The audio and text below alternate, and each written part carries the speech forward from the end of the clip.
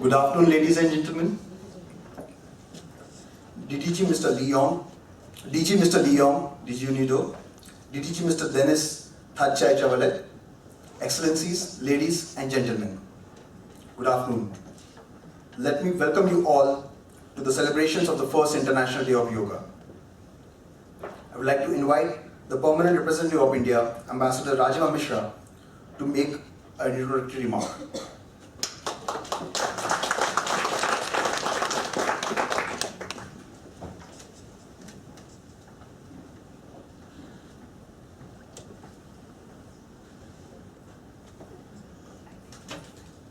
Good afternoon. I'm delighted to welcome you this afternoon. I'm especially happy to welcome DG Unido and DDG Unov and other colleagues. We see that the VIC clock runs a little later and perhaps 12 o'clock was a little too early, but we'll get started and I'm sure friends will join. To briefly give a background to the celebration of the International Day of Yoga, the proposal was first mooted by Prime Minister Narendra Modi at the UN in New York in September last year, and he said, I quote, "We need to change our lifestyles. Energy not consumed is the cleanest energy. We can achieve the same level of development, prosperity, and well-being without necessarily going down the path of reckless consumption. It doesn't mean that economies will suffer. It will mean that our economies will take on a different character. For us in India, respect for nature is an integral part of spiritualism. We treat nature's bounties as sacred. Yoga is an invaluable gift of our ancient tradition. Yoga embodies unity of mind and body, thought and action, restraint and fulfillment, harmony between man and nature, a holistic approach to health and well-being.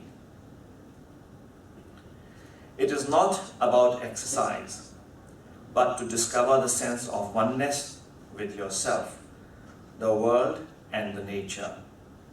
By changing our lifestyle and creating consciousness, it can help us deal with climate change. Let us work towards adopting an International Yoga Day," unquote.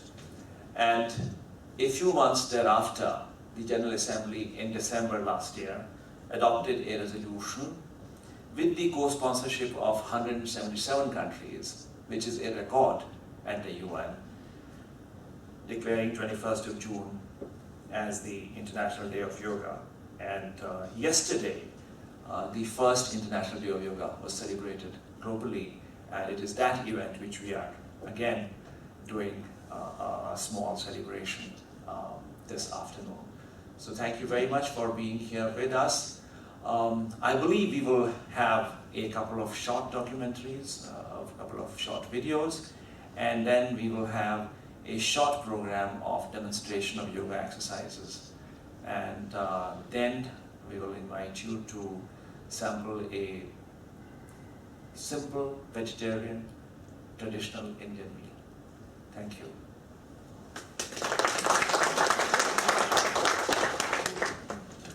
Thank you, sir. Now we'll watch a short video which is titled Yoga, Harmony and Peace. And it's an 8-minute short preview of a big documentary which was telecasted on ORF yesterday evening. Video please. Thank you. On 27 September 2014, India's Prime Minister Narendra Modi proposed an International Day of Yoga at the United Nations General Assembly.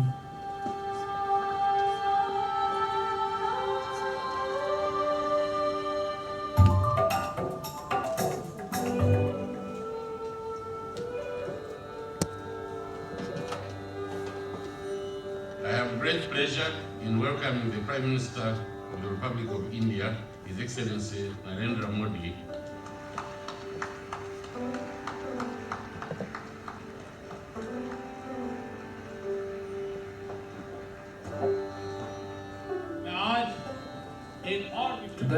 I would like to draw your attention to another subject. When we talk about climate change, when we talk about holistic healthcare, when we talk about unity with nature, when we talk about getting back to basics, I would like to say something special about this subject. Yoga is our ancient, traditional, and invaluable gift. Yoga symbolizes the balance of body and mind, thought and action, achievement and self-control, and the coming together of human beings and nature. It provides a comprehensive vision of health and well-being. It is not merely physical exercise, but also a means of building harmony within oneself and with the world and nature. Yoga aims at transformation of our lifestyle, and its awareness can help us in our struggle against climate change. Let us work towards making a beginning in this direction with an International Day of Yoga. The origins of yoga can be found over 5,000 years ago in the Indus-Saraswati Valley civilization. Archaeologists discovered carvings, seals, and artifacts displaying yoga-like practices, poses, and greetings, similar to those found later in the depictions of Pashupati, Rudra, and the god Shiva. The word yoga comes from Sanskrit and came into popular usage during the Vedic period around 1000 BC. The word comes from the root yuj, which means to bind, to yoke, to align, or to hold. Yoga was well known across India and began to appear in Vedic scripture, particularly the Upanishads, as well as in Buddhist and Jain teachings of that age. The Upanishads speak of 4 types of yoga practices: mantra, or the repetitions of sacred sounds; laya, or devotional connection to a higher being; hatha, or the channelization of internal energies; and Raja Yoga, or what came to be known as Dhyan or Ashtanga Yoga. In the 2nd century BC, the teachings of yoga were codified into a written scripture known as the Yoga Sutras of Patanjali.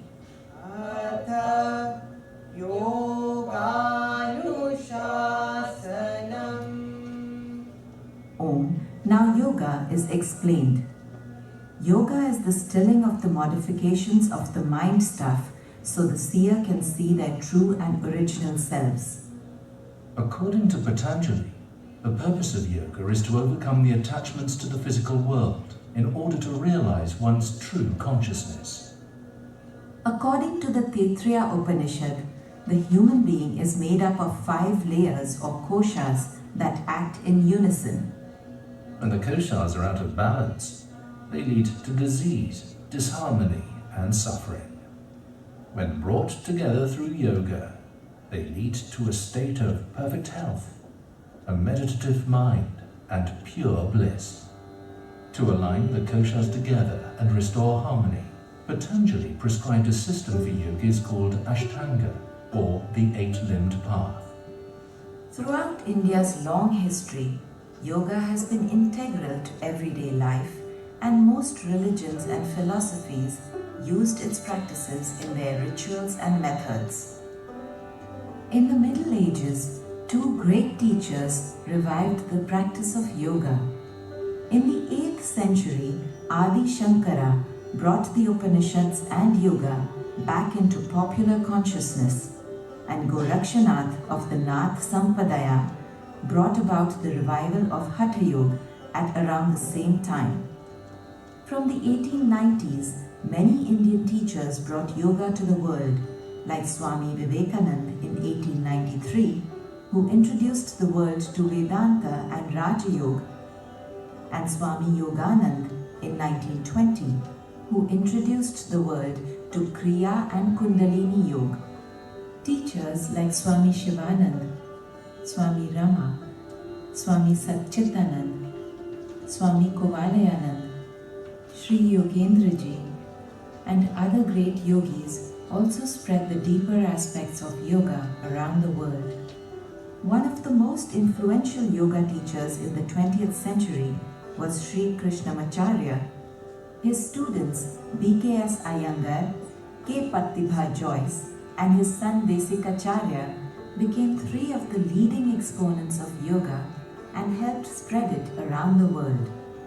Today, yoga has gone well beyond those early pioneers.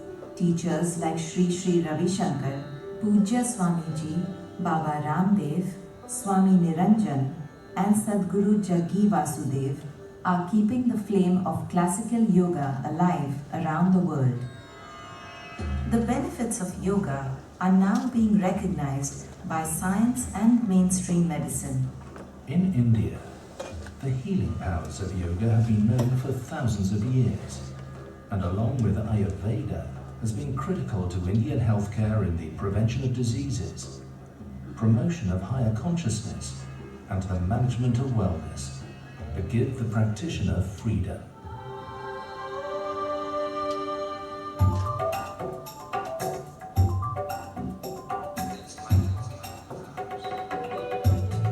The practice of yoga brings about balance, well-being, happiness, and the freedom to live life fully. As more and more people take up yoga around the world today, we may actually see the beginning of a global shift in consciousness, leading to a more balanced and harmonious planet. Yoga practitioners become more conscious consumers, better human beings, more environmentally conscious, and good leaders. This is the power of yoga, and it can only be good for the world. On 11th December 2014, the United Nations passed a resolution making 21st June the International Day of Yoga. 177 nations co-sponsored the resolution, a record in UN history.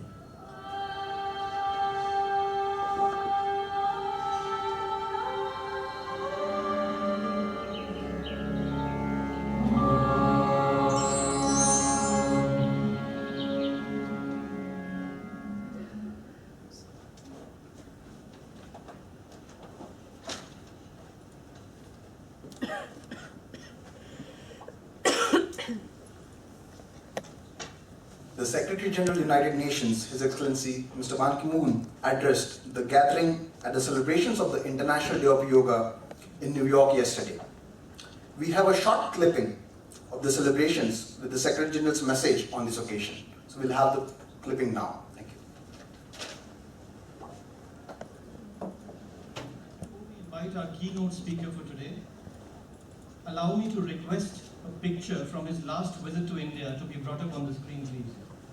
Can we have that picture quickly? This is the image. This is the image that went viral on social media when the CEO of the United Nations, His Excellency the Secretary General Mr. Ban Ki-moon, performed the famous tree asana, which also became then the most trending picture on Twitter. So given that he has already been initiated into the yoga fold, may I have the honor to now invite His Excellency Secretary General Mr. Ban Ki-moon to kindly deliver the keynote address.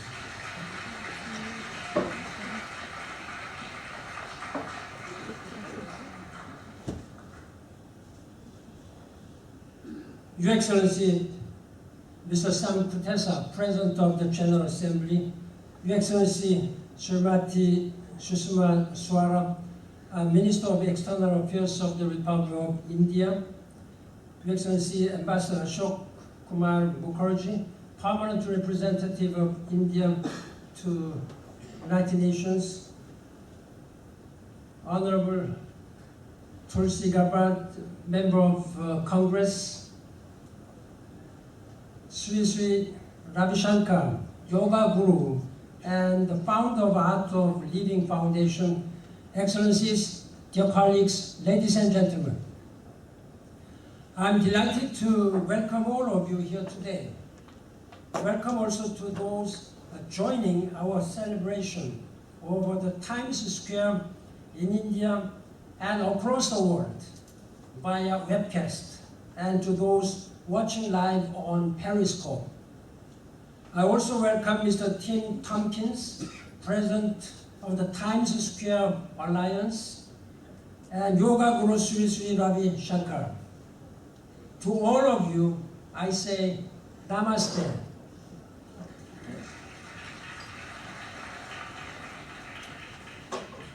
This is the first year that we observe International Day of Yoga proclaimed by the United Nations General Assembly. This is a wonderful addition to the United Nations calendar. I commend His Excellency Prime Minister Narendra Modi and the Government of India for taking this initiative to spread the practice of yoga far and wide across the world. Of course, yoga is already immensely popular around the world. It's good for your health. It's good for the spirit.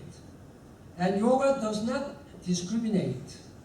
To varying degrees, all people can practice regardless of their strength, age, or ability. During a visit to India earlier this year, as you have already seen, I tried my first asana, the tree pose. I really felt like I was out on a limb. But once I regained my balance, I began to feel a certain peace of mind. I'm hoping that if yoga promotes physical dexterity, it can also promote diplomatic dexterity.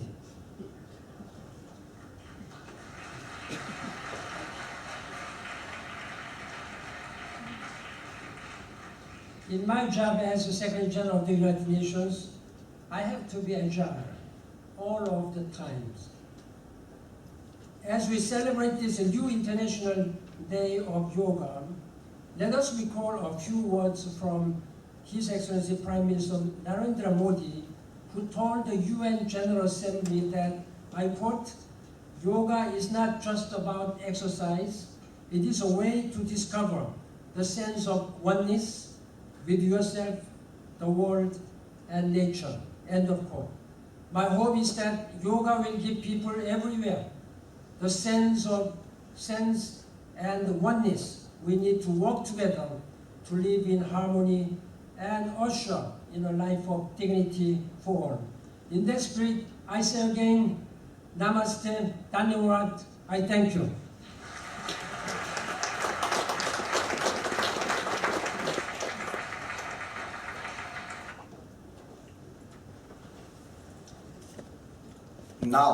Now the stage is set for exercises. I invite you all to watch a short demonstration of some yoga asanas by Ms. Birgit and Mr. Florian, our yoga experts. Thank you very much. Birgit, please. A warm welcome from our side. We are very honored to be here, Your Excellencies. And we will show you a short demonstration of yoga. We will do our best. Yoga is, as you know, and many of you probably already practice yoga, to calm yourself down, but also to bring strength and energy into your body. Yeah? And the very particular benefit of yoga is that movement and breath is one. That's one thing that really brings yoga deep into your body and into your mind and brings your life into a higher quality. We will start, I will stop speaking and we will start with Utkatasana. Inhale, exhale. Now she's bending down, she's very in her strength. Inhale, exhale, put your hands down onto the mat and step back with your leg. Stay here and put your heel on the floor. And it's very important to ground yourself before you rise, because otherwise you fall down. And that's what she's doing right now. She's putting her feet on the floor, her legs are strong, but her upper body is light. And she will rise now to Virabhadrasana 1, to the Warrior 1. A very nice and strong posture. She will bend her front knee a little bit more and open her heart region, Anahata region, and go into a slight back bend. Inhale, come up, and switch into Virabhadrasana 2, into the Warrior 2. It's a very strong pose, and if you practice this pose, you recall your energy that you have inside, and she looks just straight ahead at challenges that might be there. Her shoulders are soft, but her legs and her feet are strong. Now we come to reverse warrior, with the hand on the back leg, and her side body is being stretched. She looks up into her hand. Yeah. It's a nice opening posture. And we will switch now to Trikonasana, a very classical posture, a triangle posture. This might look easy, but when I did it the first time, I was astonished how challenging it is to keep the posture the way it is. Again, her feet are grounded perfectly. Her sternum is looking up, and she's looking up towards her hand, which is it's a quality to look up. This is something that yoga really brings into your life. Yeah? Now release this pose. She bends her front knee and prepares for a more challenging variation of Trikonasana. Before that, she will stretch her side body, and then she bounds her hands. Yeah, it looks very easy. It's not so easy. And she can only do that because she's really grounded with her legs and her feet. Yeah? And now she can turn up and look at the ceiling, yeah? And stretch her front leg. This posture mobilizes your spine and massages your inner organs. Good. Release the posture, and she's always breathing. That's very important. Never hold your breath. Yeah? And now she's preparing for something even more challenging, a split. And if you cannot see it, I can see it. It's very challenging. You have to prepare to do an asana like this. You can't just do it right away. You have to open your hips. You have to be prepared. Okay, and now she's leaving the split and coming to the twist. Yeah? The seated twist, sitting on the floor, first raising her spine and then twisting. Yeah? And it's very important to always take your time in yoga. Take your time in yoga. Inhale, bring length into your spine, and exhale, then twist. Because that's the quality of the pose. If you rush in there, you're actually counterproductive. Yeah? And she, with every inhalation, she brings length into her spine, and with every exhalation, she twists. Again, this posture is very good for mobilizing your spine. If we sit on our desks every day, it's very good to loosen your spine, yeah, and give a massage to your whole body. Now, slightly come out of this pose and come up standing. And I hand the microphone over to Birgit. Thank you. Yeah, what I would like to add is that we are doing a lot of postures in yoga, but this is not meant as an advanced practice. So if we are doing an advanced practice, then we are talking about doing meditation, calming the mind. So this is advanced, what we understand as advanced practice. And everything else, like the postures like we are doing now, or pranayama, this is preparation for calming the mind. And when I started doing yoga, the first things I recognized was that I was more relaxed, of course, I slept better, and I was much more concentrated. And this was the reason why I went on by doing yoga and doing more practice than I did maybe 10 years before. And we also have an idea behind yoga. It's called the optimal blueprint of the body, which means, very easy example, if you feel sad, then your body reacts. Your shoulders are coming down, your head is going down, maybe your neck is in pain or you have headache. And what we are doing in yoga is we are bringing back the shoulders, lifting the sternum, and you can see it looks very different. So everything I can give, or whatever my expression is now, I can get back from everybody else. And this is what we are doing. We are trying to bring back our body in this optimal blueprint. And sometimes it looks a little bit difficult, and Florian will show us one more posture. It's called crow pose, maybe you have seen it. Crow pose is an arm balance, which means you are not balancing on your feet like we usually do, we are doing on our hands. Thank you. And sometimes you can also play a little bit in these postures, and you can do a variation which is a twisted crow pose, also on the arms. It means, of course, you need a little bit more strength in your arms, but it's not about strength, it's about balance. So if you have the right technique, it's no problem. Thank you. Thank you very much. I survived. Yes. And I also proved that you don't have to take off your shoes. You don't have to take off your suit, maybe your suit, but you can do yoga just like that. That's very good.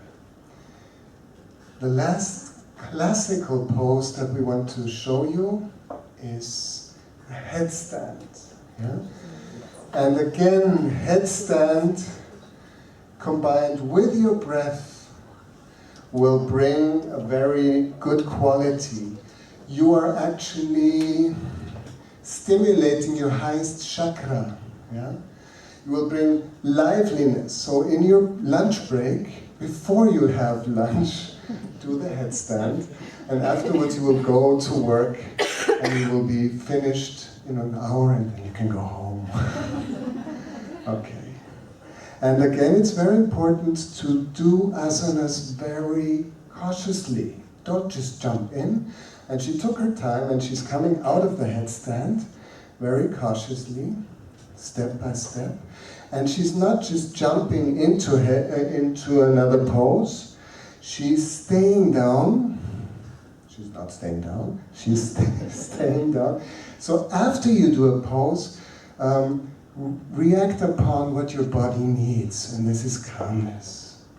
And before we leave this stage, we want to make a little practice with you. Don't worry. All you have to do is just keep seated, upright. Lay one hand on your stomach and one on your chest. And if you feel comfortable, you can close your eyes or just keep a soft sight. And if it's possible, breathe, inhale through your nose and see how your stomach rises and your chest rises. Exhale through your nose and feel how your stomach drops down and your chest drops down. And just do this for a couple of breaths. And what you can do is you can follow your breath with the inhalation streaming deep into your body, and with the exhalation flowing out of your body. And that's all you have to do. Just watch your breath streaming in, flowing into your body. Inhale and exhale. Perceive the breath, how it flows out of your body. Do it for another 3 breaths, very, very softly.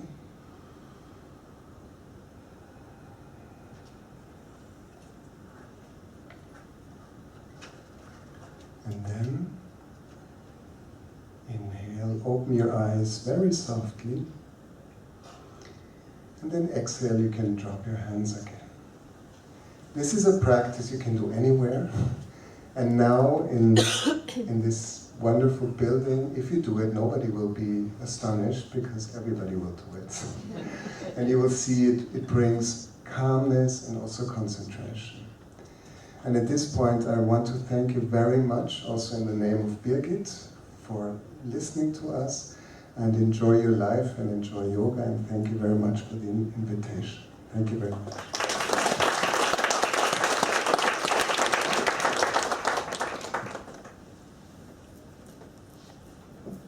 Thank you, Birgit. Thank you, Birgit. Thank you, Florian, for these wonderful demonstrations. I'm sure everyone liked it. Once again, I would like to thank you all for attending these celebrations of the International Day of Yoga, which are not complete without the Indian traditional reception which awaits us outside. Please join us for the reception. Thank you.